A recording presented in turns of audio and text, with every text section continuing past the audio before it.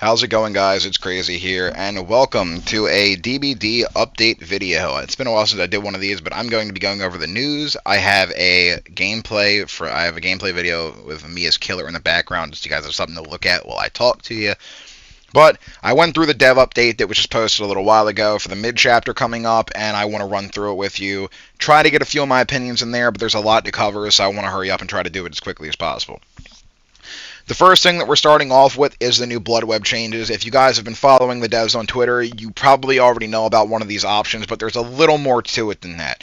So there's a series of blood web changes that are on their way, making purchasing things in the blood web a lot easier, because recently, with the points and everything and the grind being reduced, people have more points to spend, and it's taking them longer between matches, and they don't have enough time to play their matches. So there's three options that the devs are implementing, and I'm going to tell you each one of them one by one. The first option is going to let you click on any node in the blood web, and then the web will automatically buy anything that you need to get to that point in the node, along with the node that you've clicked on. Now, this could also be stopped by the entity depending on when you do it in the web. So you're going to have to plan ahead and be kind of careful with that, because the entity can still consume items and block the path that you want to take. But this will help you ensure that you kind of get exactly what you want from the blood web, compared to the other option, which is, as you guys have probably seen from their Twitter, the automatic purchase feature. So once your character hits Prestige 1, the auto purchase feature becomes available. It's going to be in the center of the blood web, kind of like the Prestige symbol used to be. And basically what it's going to do is you click on it, it will prioritize the cheapest option for everything in the web closest to the middle. So you might want to prioritize perks first if you want those, but otherwise, if you don't care, hit the button, it'll buy whatever the cheapest option is, and it'll go through and do that, and you don't even have to worry about it. It's almost immediate. This can be used for partially completed webs, so if you want to get your perks first, you can do that. But you'll still have the option to do that. Once you go through the web a little bit, it's not like the option for that one web, that level disappears. You can use it to complete the rest of the web, which is always nice. The last option is a toggleable option. You have to go into your settings and switch it. So holding the nodes in the web is done to prevent you accidentally purchasing items. But in this next Midchapter update for Tools of Torment, there will be an option in the menu to toggle press, like click to buy in the blood web, which basically means that if you tap it, it'll auto buy the item like that in the blood web, whether it be perk, item, add-on, whatever the case may be, offering. And this will help you go through a lot quicker, because instead of having to hold and wait 5 seconds on everything that you want to buy, you can just, go through. You could have a whole web done in probably 30 seconds, depending on how quick you are. So you definitely want to be careful that you don't misclick with that, though. But I imagine that there won't be too many issues with that. The second thing is the other thing that everybody probably knows. If you guys have seen Dead by Daylight Mobile, you know how the terror radius works for that, the visual terror radius. It's a heartbeat inside of the character that you can see through their body. And the closer the killer gets, it beats a little bit harder every time the killer gets close, which is basically used to help people who can't play with sound or people who are hearing impaired. And this is why the devs were so cautious to nerf Spine Chill, because we never had anything like this. But with the Midchapter, we are getting the visual terror radius, so anyone who wants that or needs to use that will have it. And it also is affected by colorblind settings, so if you need to alter the color a little bit to make sure you can see it, you can do that as well, which is a really nice touch, and it's really good for accessibility and stuff. Next up, we got healing. A lot of survivors, you out there, you're not going to like this. I don't want to say that, influence nobody, but it's probably true. So, the devs are currently unhappy with how quick survivors heal up. They don't feel that it is good for the meta, because if a killer decides to drop chase and switch targets because the chase is going on for too long, within 10 seconds, the survivor can heal back up if they have a green med kit or something like that, and it's all the pressure the killer has created from that chase is gone, but they've still lost the generators. So, in order to combat this, the devs are now changing the default heal time to 24 seconds, which is up from 16 seconds, so it takes longer to heal another survivor without a med kit. The medkits have also been reworked, so medkits at base will now all have 24 charges. That is enough for one heal and then some. A full heal is 16 charges, so that's like a heal and a half, basically, is what that is. So you can heal yourself and then use the other half to pick somebody else up or help speed their heal up a little bit. Instead, all of the medkit tiers, instead of their charges, will now affect how quickly you heal people, and even that has been toned down, with even the great skill checks and everything on the purple medkits being toned down more.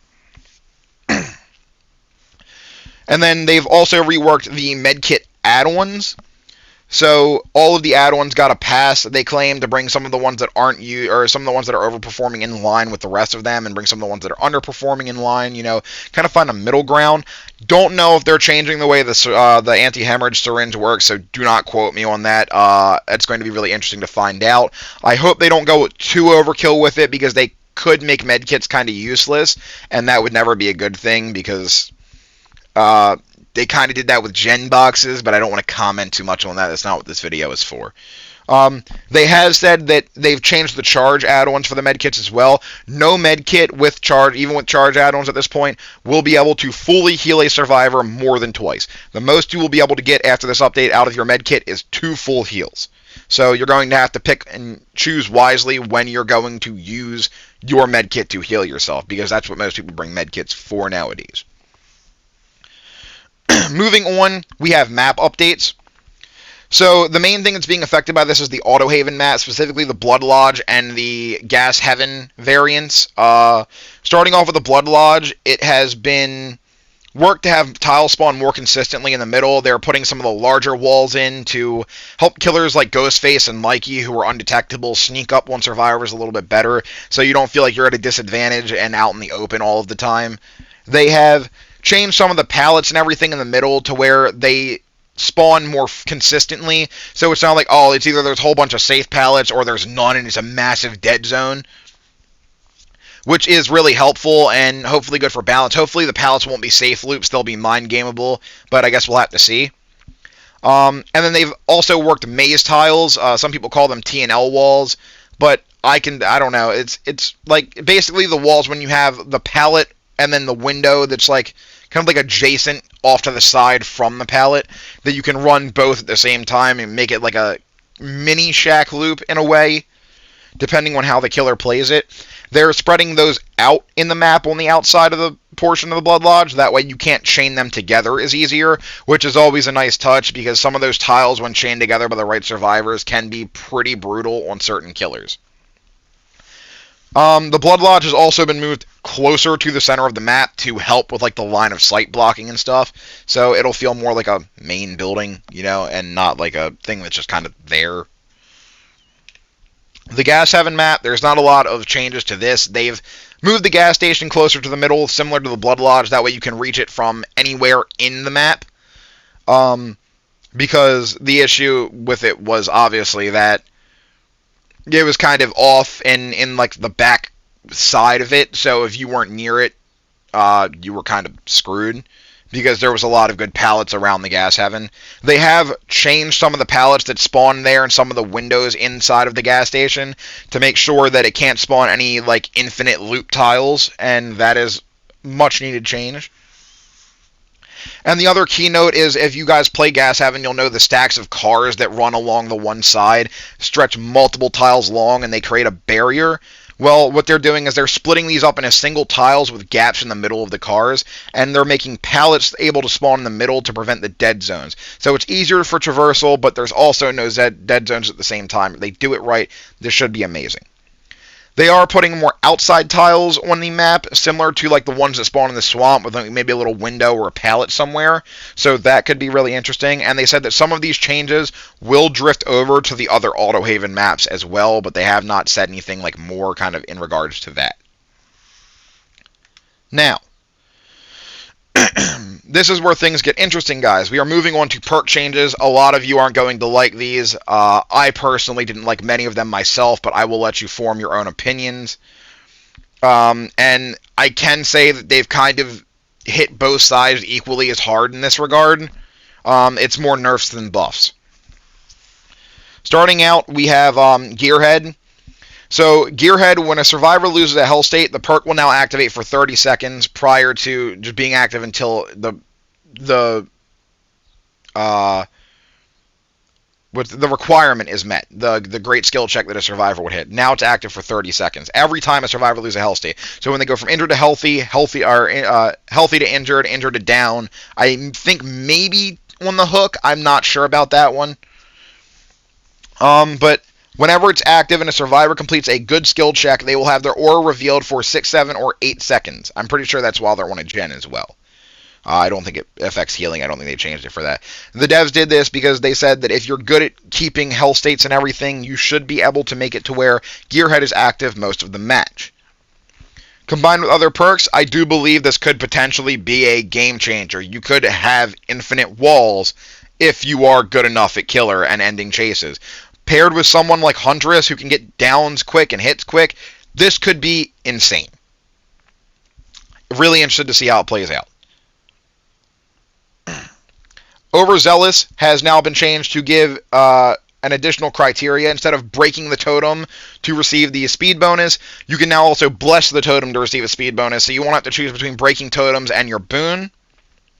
Also, they have increased the bonus to 8, 9, and 10% from 6, 7, 8%, I believe is what it was. Scourge Hook Pain Resonance is next up on the chopping block. This perk has gotten a complete and total rework, and it will now receive 4 tokens at the start of the trial, and the first time each survivor is hooked, the generator with the most progress still explodes, and the regression on the explosion is now 11, 13, or 15% at the different tiers. So they've been brought a little bit closer together. The issue that I have with this perk, I'm assuming that when you hook them for the first time, it consumes a token, and you only get 4 uses. But to me, this is not good. I believe that this could potentially lead to the perk never being used because you're already limited to those 4 hooks with the Scourge Hook. So having to take someone to one of those 4 hooks for their first hook, it's not like it's not going to work out very well. I have a feeling Scourge Hook is going to be useless after this. I just don't see it happening. But it's okay because Survivor perk next up on the chopping block that's also useless, Dead Hard. In order to become active, Dead Hard will now require you to unhook unhook a survivor safely. I did say healthy. So if you don't have that safe unhook, kind of like Deliverance, you don't get your Dead Hard. Now once you have Dead Hard, it does stay active even if you use it until you get hit with it, until it is used successfully. So that is the good part. But this means that right off the start, you will not have your Dead Hard, which is going to suck for a lot of people who are used to running Dead Hard. I do think there should be a requirement on it, maybe a totem or something. Do not think that it should be an unhook. That does seem a little bit unfair. But that is just me.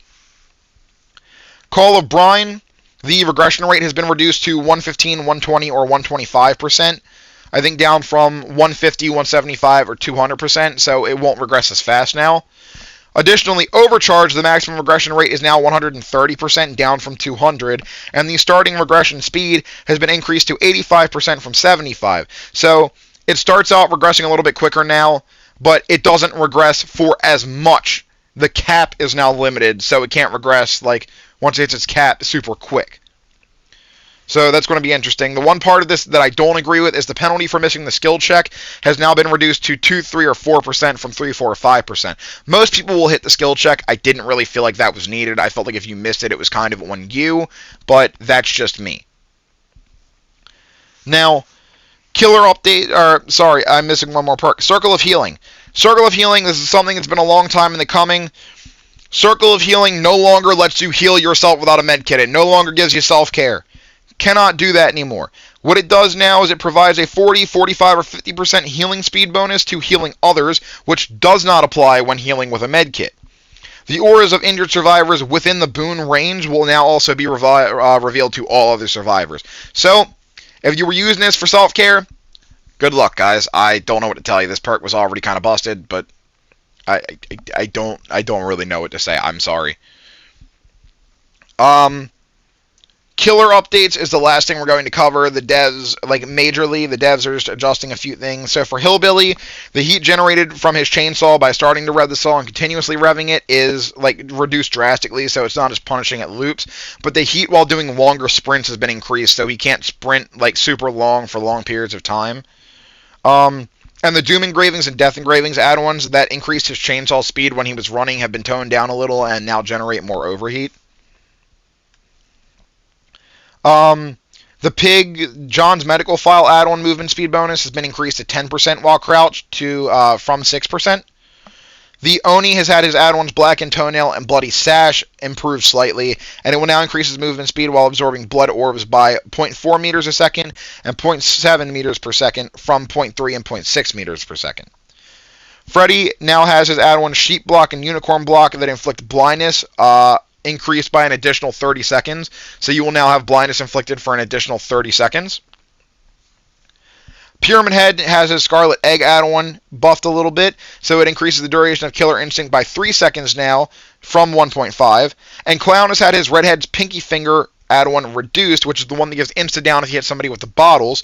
The maximum number of bottles held is now 1. You cannot increase it, so it is similar to Huntress's Iridescent Head. If you have the insta-down, you are limited to 1 bottle. You have to use it wisely.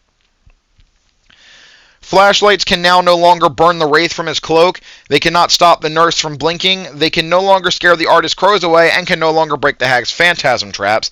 The hag will still be able to have her traps broken by crouching over them and performing a several second long interaction, which increases the danger factor a little bit, but it doesn't let you break them mid-chase anymore. So they removed that part that like punishes you for like add-ons and stuff, basically. And then additionally, the only other thing is the Deep Rift will now have more variety in their look, so the other styles do look different. And I think that about does it, guys. That about wraps it up for this video. I hope you guys enjoyed it. I tried to put too much of my opinions in. I tried to kind of just give it the bare bones. I did voice a few concerns, but apart from that, I tried to go through it as quickly as possible, explaining it as clearly as possible. I hope you guys enjoyed. If you did, it has helped you out, and be sure to give it a like. Maybe consider subscribing. I'll see you all in the next one, guys. Peace.